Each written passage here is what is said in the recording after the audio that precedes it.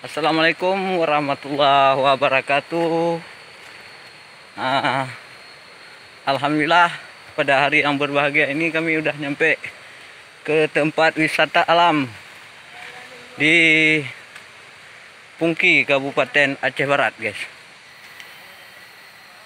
Buat kawan-kawan yang belum pernah mengunjungi, silakan kunjungi tempat wisata kami di Krum Pungki. Ya, oke, kita lihat bagaimana keindahan alamnya, guys. Buat kawan-kawan, jangan lupa ya, subscribe-nya sebanyak-banyaknya.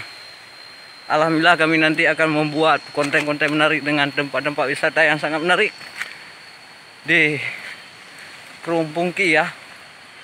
Ini adalah rekan-rekan kami dari grup Cik Mi Official ya. Oke guys, capek sangat guys. Waduh.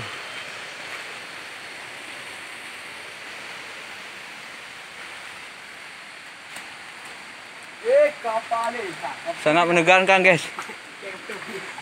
Glue kali ini. Gak pakai tidur gak.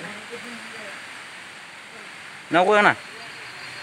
Alhamdulillah pada hari ini nggak ada wisatawan yang lain ya. Cuma kami aja nih guys. Anda mau hojak nih guys.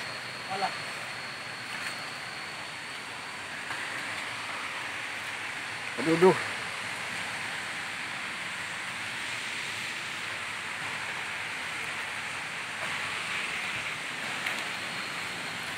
Inilah dia guys, tempat wisata alam Pungki guys. Ya, sama-sama kita nikmati keindahan.